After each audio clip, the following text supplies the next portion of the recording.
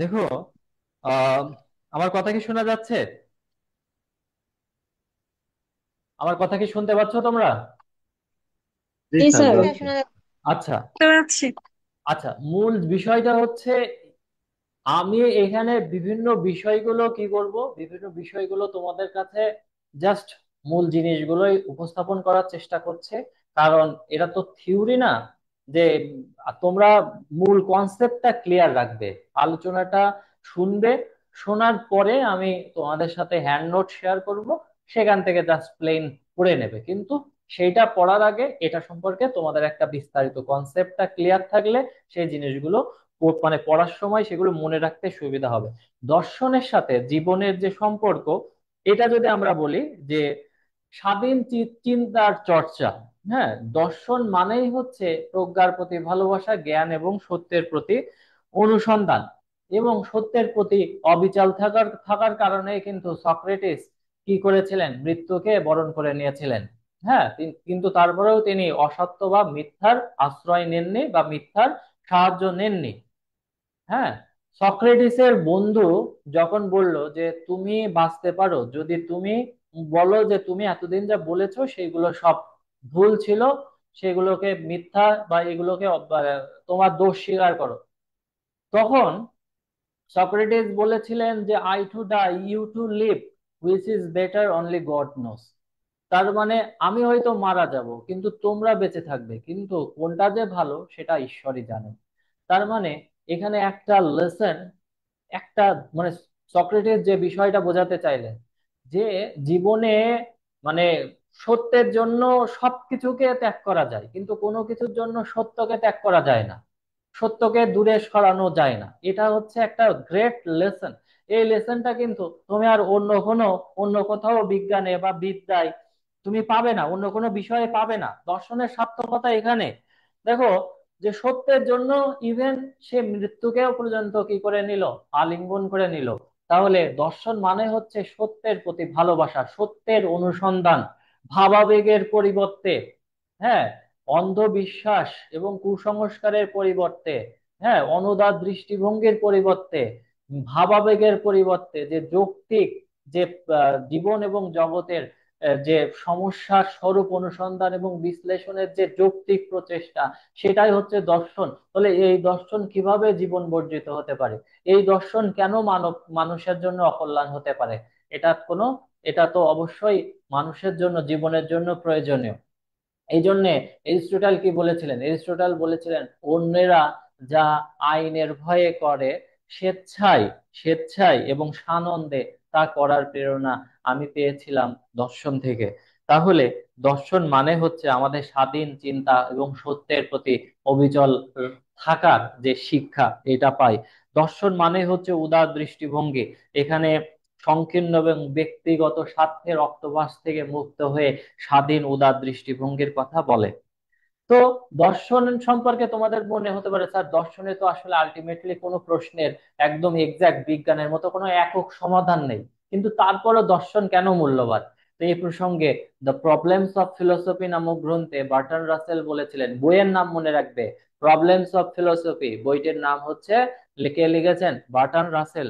Burton Rasel লিখেছিলেন যেসব প্রশ্ন নিয়ে দর্শন জড়িত সেগুলো নিশ্চিত উত্তরের স্বার্থে নয়, বরং সচরাচর কোনো কিছুকে, কোনো নিশ্চিত সত্যকে, উত্তরকে সত্য বলে জানা যায় না, বরং প্রশ্নগুলোর সাথেই দর্শন চর্চা করতে হবে।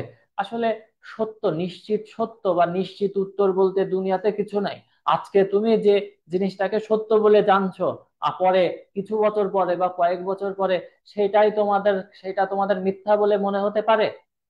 সেটাকে, সেটা ভুল প্রমাণিত হতে পারে। বিজ্ঞান আজকে যেটাকে সঠিক বলছে, রাইট বলছে, হ্যাঁ, সামনে কয়েক বছর পরে বা কয়েকশো বছর পরে সেটাকে যে ভুল বলবে না, আজকে জিনিসটাকে ভুল বলবে না, এটার গ্যারান্টি দিয়ে তুমি বলতে পারো না।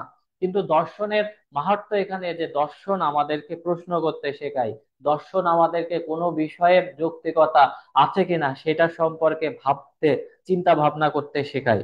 তো দর্শন মানে আমাদের, যে দর্শনকে জীবন দর্শন বলা হচ্ছে, জীবনের জন্য যে দর্শন, তাহলে জীবন বলতে আমাদের জীবনের সাথে দেহ এবং মন দুটোই জড়িত। দেহের সুখ, দৈহিক সুখ পাওয়ার জন্য বা সেটার জন্য আমাদের যেমন কি করতে হয়, খাদ্য, ভালো ভালো খাবার খেয়ে আমাদের আহ দৈহিক প্রয়োজনকে মেটাতে হয়, ঠিক তেমন ভাবে আমাদের যে মানসিক সুখ পাওয়ার জন্য আমাদের কি করতে হয়, বুদ্ধিগত চর্চা করতে হয়, বুদ্ধির চর্চা করতে হয়। তো এই বুদ্ধির চর্চা, মনের যত্ন বা তাত্ত্বিক সুখের জন্য দর্শন চর্চা আমাদেরকে করতে হবে। তো দর্শনের সাথে যে জীবনের যে সম্পর্ক, সেটা যদি আমরা আলোচনা করতে চাই, জীবন বলতে কি বোঝায়? জীবন বলতে বোঝায় যে মানুষের জীবন বলতে বোঝায় বিশ্ব জগতে বসবাসরত মানুষের বাস্তব জীবনকে। মানুষ জন্মলগ্ন থেকে শুরু করে আমৃত্যু কি করছে, আমৃত্যু এই যে তার জীবনের সাথে সংগ্রাম করছে, বাস্তবের মুখোমুখি হচ্ছে। জীবন মানে হচ্ছে যুদ্ধ। আর এই যুদ্ধে, এ যুদ্ধ হচ্ছে কার সাথে যুদ্ধ? বাস্তবতার সাথে যুদ্ধ। এই বিশ্ব জগতে প্রাত্যহিক যে জীবন প্রণালী রয়েছে, প্রতিনিয়ত আমরা নানা ধরনের সমস্যার সম্মুখীন হচ্ছি। সেই সমস্যাগুলোকে মোকাবিলা করে এই জগতে মানে নিজের পায়ে দাঁড়িয়ে থাকাটাই হচ্ছে জীবন। জীবন এখন জীবনের সাথে দর্শনের যে বৈসাদৃশ্য আছে যদি আমরা বলি, যে আসলে উম, জীবনের ক্ষেত্রে দর্শনের আমাদের বলা হয়ে থাকে, জীবনে আমাদের জীবনের হাসি কান্না সুখ দুঃখের সাথে দর্শনের কোনো সম্পর্ক নেই। দর্শনকে বলা হয় এটা বিমূর্ত বিষয়। হ্যাঁ, এটা বিমূর্ত বিষয়, আর আমাদের জীবন হচ্ছে মূর্ত বিষয়। তারপরে আমাদের দর্শন আমাদের আসলে খাওয়া পড়া, আমাদের চাহিদা এইগুলো মেটাতে পারে না। যেটা দেখা যাচ্ছে তোমার কি করতে পারে, যে প্রযুক্তি, অর্থনীতি, এগুলো আমাদের জীবনকে উন্নত করতে পারে, বিজ্ঞান আমাদের। কিন্তু দর্শন বলা হয়ে থাকে যে দর্শন আমাদের ওইভাবে কি করতে পারে না, দর্শন আমাদের ওইভাবে আমাদের ক্ষুধা দারিদ্র্যকে মেটাতে পারে না। আর দর্শন সম্পর্কে বলা হয় দর্শন অতীন্দ্রিয়, অধিবিদ্যা। তো এর সাথে জীবনের সংযোগ খুবই কম। কিন্তু মানব জীবনে দর্শনের বাস্তবতাকে অস্বীকার করা যায় না। মানুষের জীবনকে, জীবনের যে পরম কল্যাণ, পরম আদর্শ, সত্য, সুন্দর, মঙ্গলের দিকে চালিত করার জন্য অগ্রপথিক হিসেবে কে কাজ করে? অগ্রপথিক হিসেবে দর্শন কাজ করে। আমাদের চলার পথে দর্শন পথিক হিসেবে আমাদেরকে পথ দেখিয়ে নিয়ে যায়। কোন দিকে নিয়ে যায়? সত্য, সুন্দর, মঙ্গলের পথে আমাদেরকে পথ দেখায়। তো এই জন্য দর্শনের এই যে বাস্তবতাকে আহ, উপলব্ধি করে 2002 সালে ইউনেস্কো, কত সালে মনে রাখবে? 2002 সালে, এটা পরীক্ষায় আসার জন্য একটা গুরুত্বপূর্ণ প্রশ্ন। 2002 সালে ইউনেস্কো, 2002 সালে ইউনেস্কো কি করে, যে ইউনেস্কো প্রতি বছর নভেম্বর মাসের, নভেম্বর মাসের নভেম্বর মাসের তৃতীয় নভেম্বর মাসের তৃতীয় সপ্তাহের বৃহস্পতিবারকে, নভেম্বর মাসের তৃতীয় সপ্তাহের বৃহস্পতিবারকে বিশ্ব দর্শন দিবস হিসেবে, বিশ্ব দর্শন দিবস হিসেবে পালন করার, বিশ্ব দর্শন দিবস হিসেবে পালন করার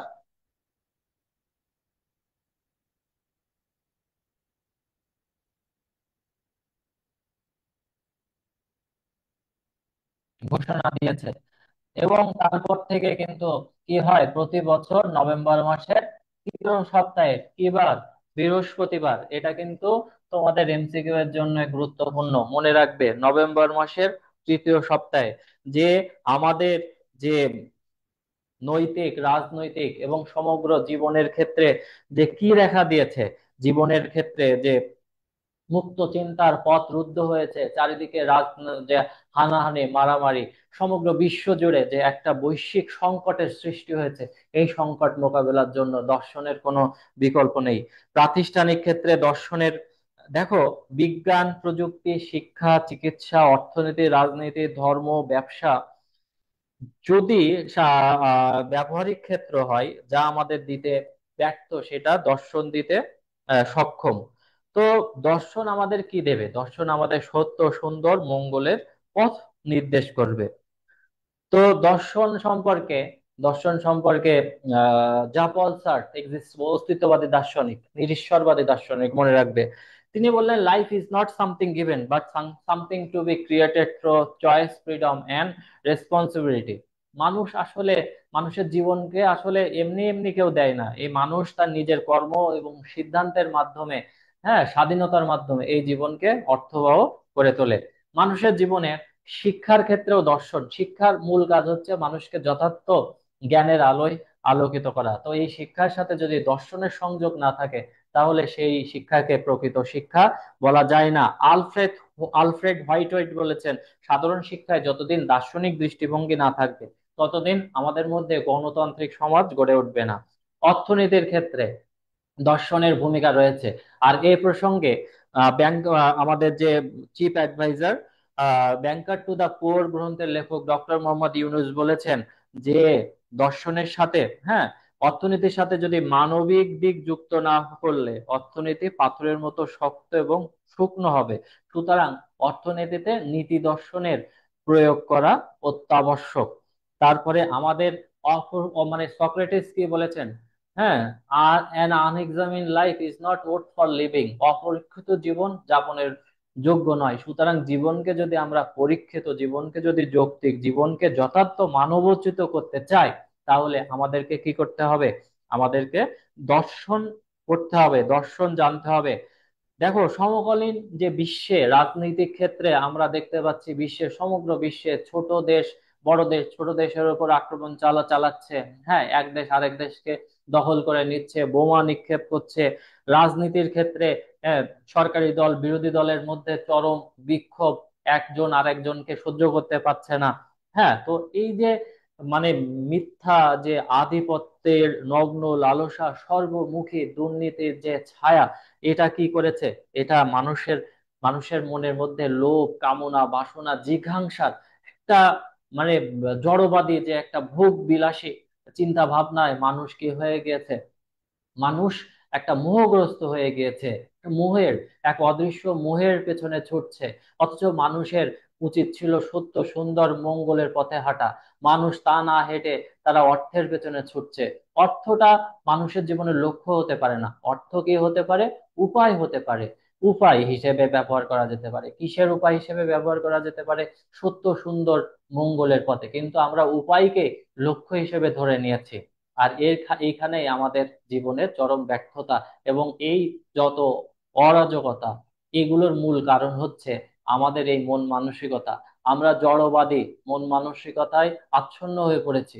আমরা যদি আজকে এই জড়বাদী মন মানসিকতা ত্যাগ করে দর্শনে যে ভাববাদী চিন্তা ভাবনায় যদি আমরা নিজেদেরকে বুঝতে পারতাম, এটাকে অনুধাবন করতে পারতাম, তাহলে মনে হয় যে এই জীবন এবং জগতের যে এই যে ক্ষণস্থায়িত্ব, এটা অনুধাবন করতে পারতাম। ভাববাদ বলে যে এই বাস্তব জগতের কোনো অস্তিত্ব নেই, এই বাস্তব জগতের অস্তিত্ব শুধুমাত্র আমাদের মনের উপর নির্ভর করে। এই বাস্তব জগতের কোনো কিছুই পার্মানেন্ট না, নাথিং ইজ পার্মানেন্ট হিয়ার। হ্যাঁ, এভরিথিং ইজ পেরিশেবল, সবকিছু কি হয়ে যাবে? ধ্বংস হয়ে যাবে। তো এই ক্ষেত্রে রাজনৈতিক ক্ষেত্রে আমাদের জীবন, আমরা আমাদের এই যে দর্শন, এই দর্শনটা দরকার ছিল। আমাদের নেতাকে হতে হতো প্লেটোর মতো, রাজাকে হতে রাজা প্লেটো কি বলেছিলেন? অনেক আগেই বলেছিলেন, রাজা হবে প্রজ্ঞাশীল, একমাত্র প্রজ্ঞার অধিকারী ব্যক্তিই হবেন রাজা। কিন্তু দেখো, এখনকার রাজনীতিবিদদের মধ্যে প্রজ্ঞার বা যথার্থ জ্ঞান, এই যথার্থ জ্ঞান বা প্রজ্ঞাশীল, হ্যাঁ, যে নেতৃত্ব, এটার অভাবে তাদেরকে কি করেছে? তাদেরকে কক্ষচ্যুত করে ফেলেছে। এবং যথার্থ মানব মানবিকতা বোধ থেকে তারা দূরে গিয়ে তারা কি করেছে? একটা ধ্বংসলীলায় মেতে উঠেছে। এবং এর ফলে মানব জীবন হয়ে উঠেছে ও অতিষ্ঠ। সেজন্য এই জীবনের ক্ষেত্রে দর্শনের ভূমিকা আমরা অস্বীকার করার কোনো উপায় নেই। এখন প্রত্যেক ব্যক্তির জীবনে কি থাকতে হবে? প্রত্যেক ব্যক্তির জীবনে একটা দর্শন থাকতে হবে। দর্শন ছাড়া একটা মানুষের জীবন আসলে পরিপূর্ণ জীবন বলে বিবেচিত হতে পারে না। তো দর্শন সম্পর্কে একটা কথা সিসেরো বলেছিলেন, দর্শন হচ্ছে মানব জীবনের পথ প্রদর্শক, সত্যের বন্ধু এবং অন্যায়ের শত্রু। মাত্র 20 বছরের ব্যবধানে দুটো যুদ্ধ হয়েছিল। তো সেই যুদ্ধের প্রতিবাদে নতুন নতুন দর্শন শুরু হয়েছিল। হ্যাঁ, সোচ্চার হয়েছিলেন, তাদের মধ্যে প্রয়োগবাদী দার্শনিক ছিলেন, অস্তিত্ববাদী দার্শনিক ছিলেন। বাংলাদেশের স্বাধীনতা সংগ্রামের নোবেল পুরস্কার বিজয়ী জা পল সার্ট বা পিটার সিঙ্গার বা বার্ট্রান্ড রাসেলের যে যুদ্ধ বিরোধী যে ভূমিকা, সেটা আসলে প্রশংসনীয়।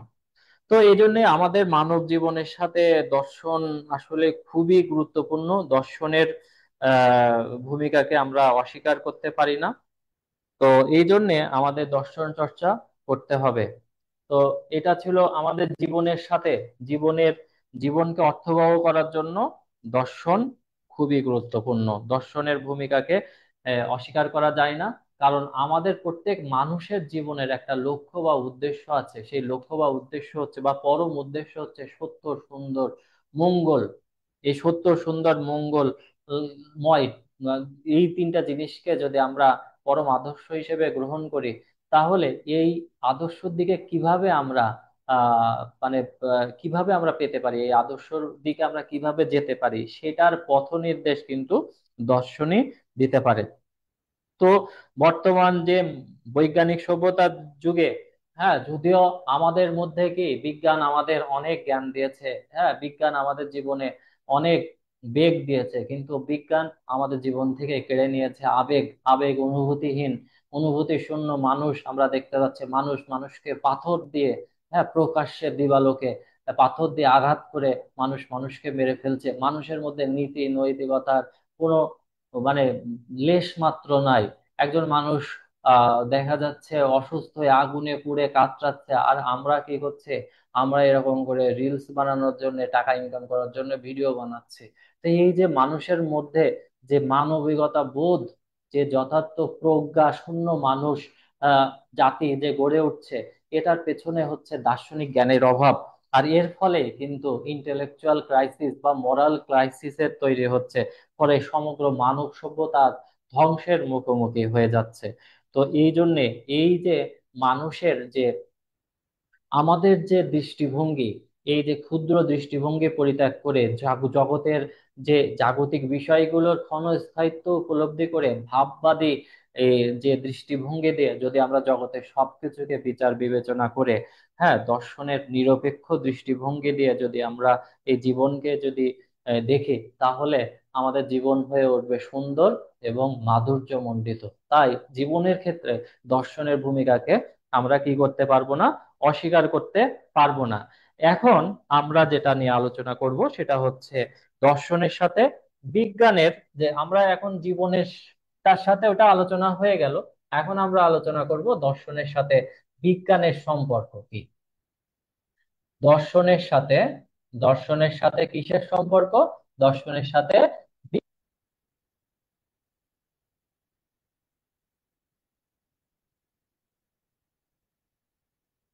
আমরা দর্শন শব্দটির সাথে মোটামুটি কম বেশি সবাই পরিচিত। সংস্কৃত দৃশ ধাতুর সাথে, দৃশ ধাতুর সাথে কি কি যুক্ত করে অনট প্রত্যয় যোগে, অনট প্রত্যয় যোগে কি তৈরি হয়েছে? দর্শন শব্দটি তৈরি হয়েছে। দর্শন মানে সত্য দেখা, কিন্তু আসলে এই দেখা বলতে সেই দেখাকে বোঝায় না। এই দেখা বলতে কোনো কিছুকে, কোনো কিছুকে কিভাবে দেখা, সত্যকে দেখা, সত্যের অনুসন্ধান, সত্যকে জানা। তো আর যে হাস কি বলেছিলেন, philosophy is the rational investigation into certain fundamental problems about the world and about the nature of man and the world he lives in. যে মানে মানুষ যে জগতে বসবাস করে এবং এই জগতের সাথে যে সম্পর্কিত মৌলিক সমস্যাবলীর স্বরূপ অনুসন্ধান এবং সেগুলোর ব্যাখ্যা দেওয়াই হচ্ছে দর্শন। বিজ্ঞান শব্দটি কি? বিজ্ঞান শব্দটির ইংরেজি প্রতিশব্দ কি?